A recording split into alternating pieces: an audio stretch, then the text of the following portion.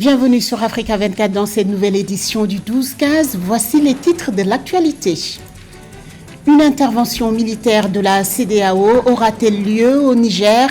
Une réunion des chefs d'état-major des armées des pays de la sous-région se tient ce 17 août à Accra, au Ghana.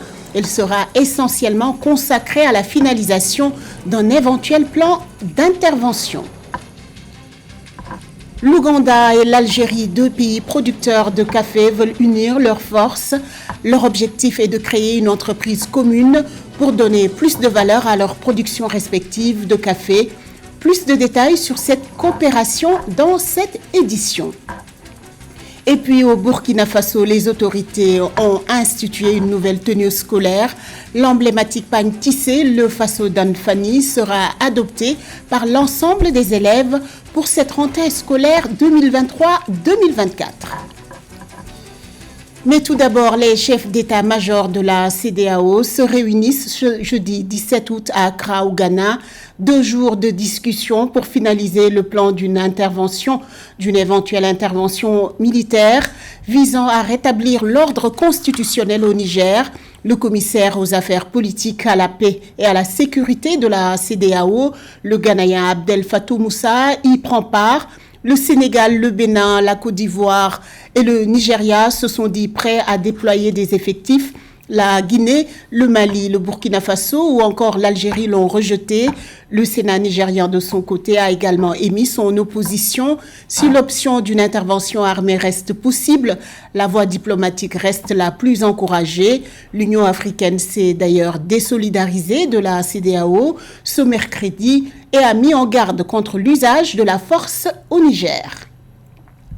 Et cette réunion se tient au lendemain de la visite du Premier ministre nigérien Ali Mahamat Lamine Zein au Tchad, où il a été reçu par le président Mahamat Idriss Déby. Ce dernier estime que le respect de la souveraineté du Niger est essentiel pour restaurer l'ordre constitutionnel. Plus de détails avec Nathalie Mo. Première démarche du Niger dans le sens des pourparlers pour une transition démocratique. Le 15 août 2023, le Premier ministre nigérien nommé par la junte, Ali Mahamat Lamine Zein, a effectué son premier voyage à l'étranger au Tchad. Reçu par le président de la transition tchadien Mahamat Idriss Déby, le ministre Lamine Zein a posé le respect de la souveraineté du Niger comme clé de la diplomatie pour un retour à l'ordre constitutionnel. Nous sommes dans un processus de transition. Nous avons expliqué les tenants et les aboutissants, réitéré toute notre disponibilité à rester ouvert, échanger avec toutes les parties, mais insister sur la nécessaire indépendance de notre pays. Il faut qu'on le dise. C'est un pays souverain.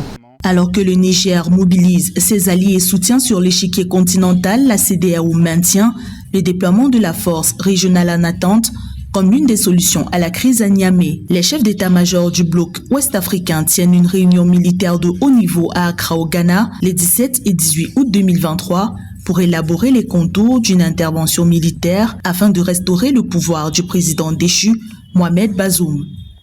Les sanctions économiques, la médiation du sultan de Sokoto plus le poids, la pression du Nigeria feront plier, à mon avis, la junte. Je pense à mon avis, qu'il n'y aura pas d'intervention militaire. La junte risque de céder avant. Le Premier ministre nigérien, lors de sa visite à N'Djamena, au Tchad, a réaffirmé les liens de fraternité et d'amitié qui lient les deux pays. Le président de la transition Mahamat Idriss Déby a d'ailleurs été la première personnalité africaine sous l'impulsion du président en exercice de la CEDEAO. Le chef d'État du Nigeria, Bola Ahmed Tinubu, a amorcé une médiation entre les membres du CNSP et le président Bazoum le 30 juillet 2023, 4 jours après le coup d'État militaire. Dans le reste de l'actualité, depuis 4 mois, le Soudan est en proie à une guerre qui oppose militaires et paramilitaires face aux tentatives régionales avortées d'obtenir un cessez-le-feu. De nouvelles initiatives ont été annoncées ce mardi 15 août à Addis Abeba en Éthiopie. Les forces civiles signataires de l'accord-cadre de 2022 ont lancé une nouvelle initiative de résolution de la crise. Parallèlement, Malek Agar, le vice-président du Conseil souverain dirigé par le général Abdel Fattah al-Burhan, a lancé un plan de route pour la paix.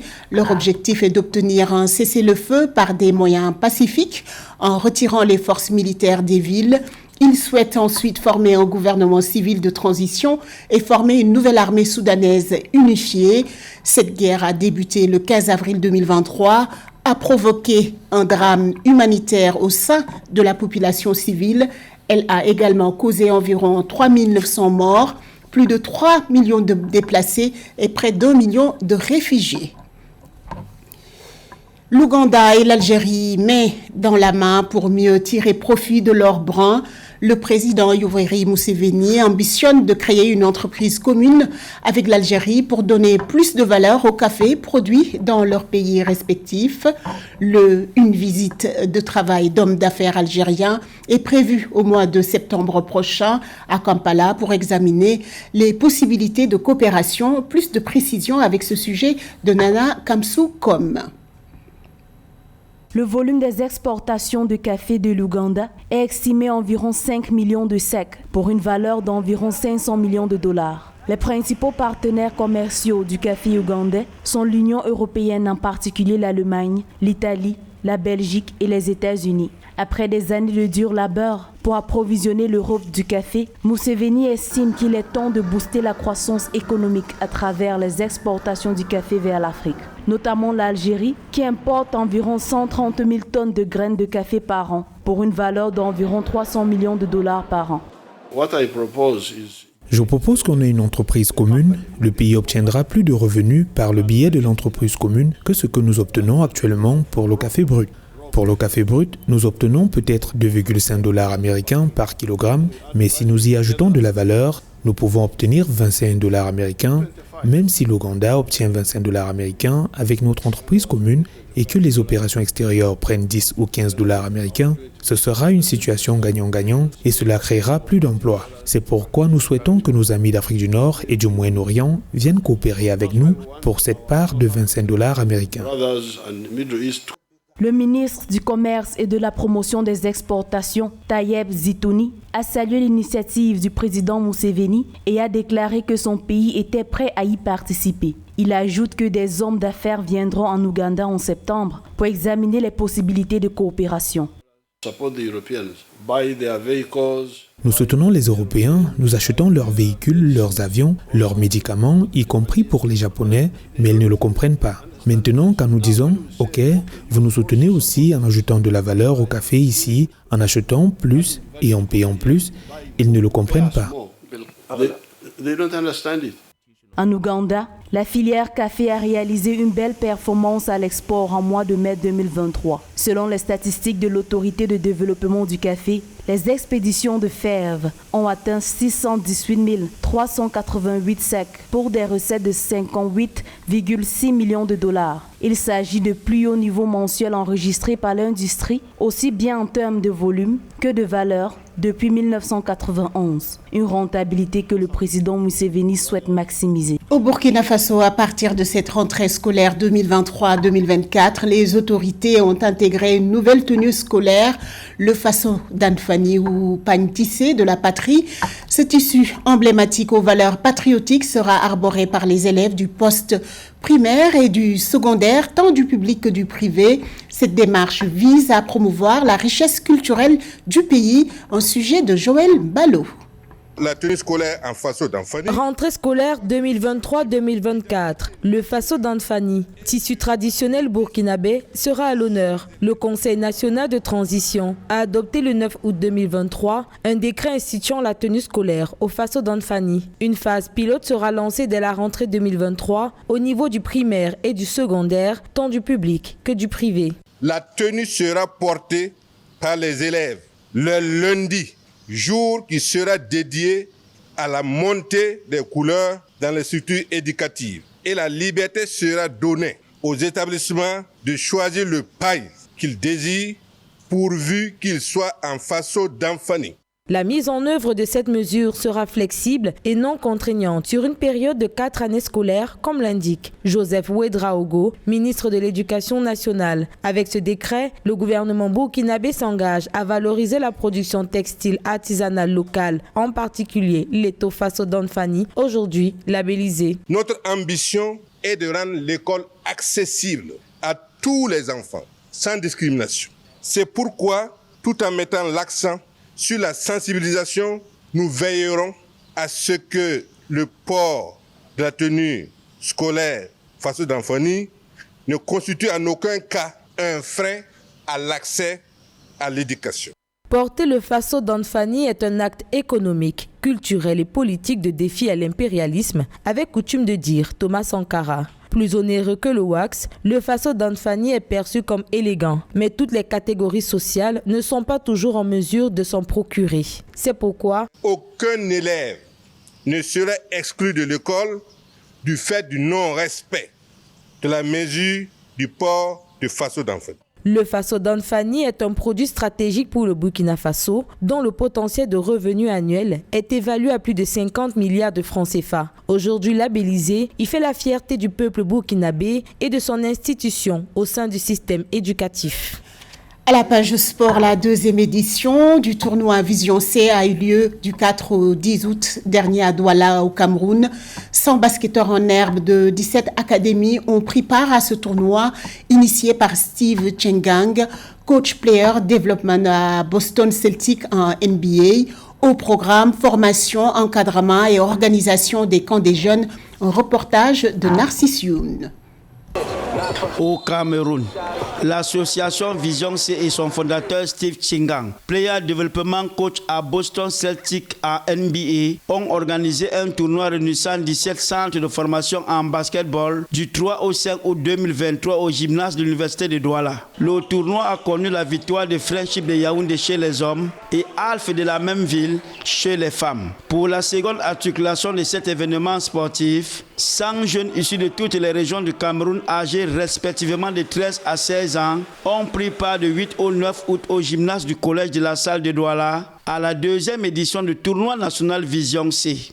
L'idée c'est juste de réunir les enfants et les aider à évoluer dans le basket, le loisir choisi et évidemment aussi les encourager de cette sorte avec des équipements de basket et évidemment des équipements scolaires pour la rentrée scolaire qui s'approche. Pendant 2 jours, les jeunes sélectionnés ont reçu aussi bien des enseignements en rapport avec le basketball que des valeurs sociales qui leur permettront de devenir de meilleurs hommes dans le futur.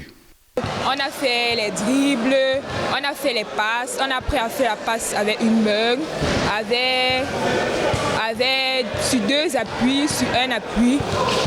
Et on a aussi appris à faire les blocs. Le camp se passe très bien.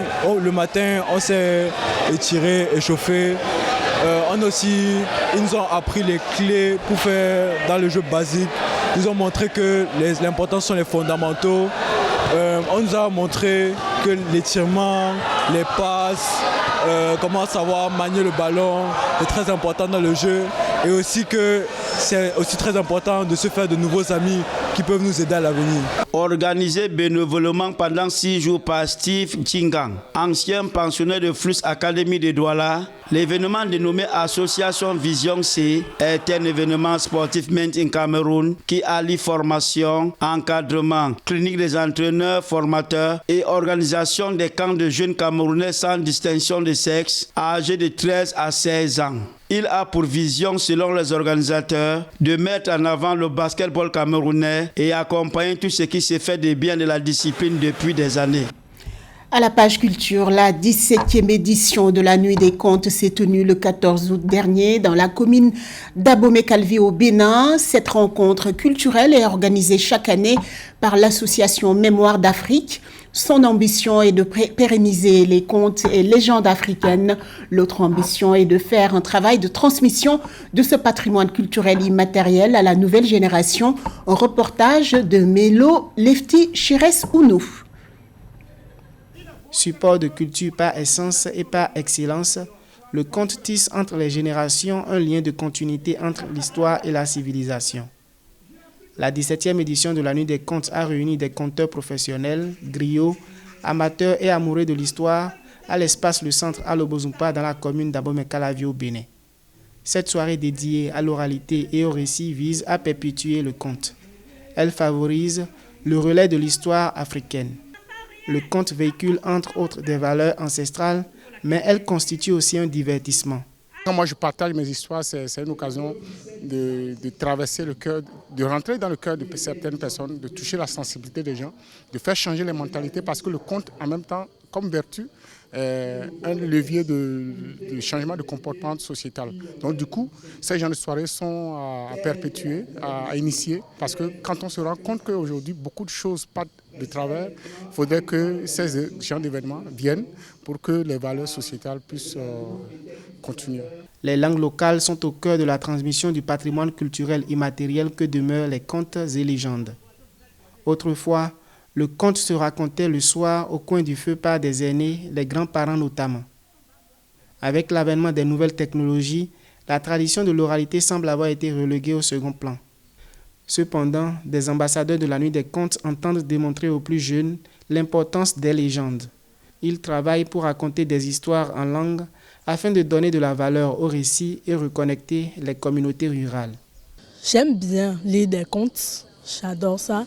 Et comme c'était une soirée dédiée spécialement aux contes, je suis venue voir comment ça se fait, comment les professionnels racontent leurs contes et tout. Ça m'a vraiment intéressée. Ce qui m'a motivée, c'était plus pour connaître des histoires que je ne connaissais pas. À noter que la 17e édition de la Nuit des contes s'inscrit dans le cadre de la 13e journée du patrimoine culturel immatériel axé sur les contes, un outil de transmission des valeurs intergénérationnelles. Cette soirée culturelle s'est déroulée dans 17 départements du pays, notamment dans 14 communes. L'association Mémoire d'Afrique entend œuvrer afin d'élargir ce rendez-vous culturel dans toutes les villes, les quartiers, les villages et hameaux du pays. Ce journal a été réalisé par l'ensemble de la rédaction. Merci pour votre fidélité. Dans un instant, une nouvelle édition de l'information sur Africa 24.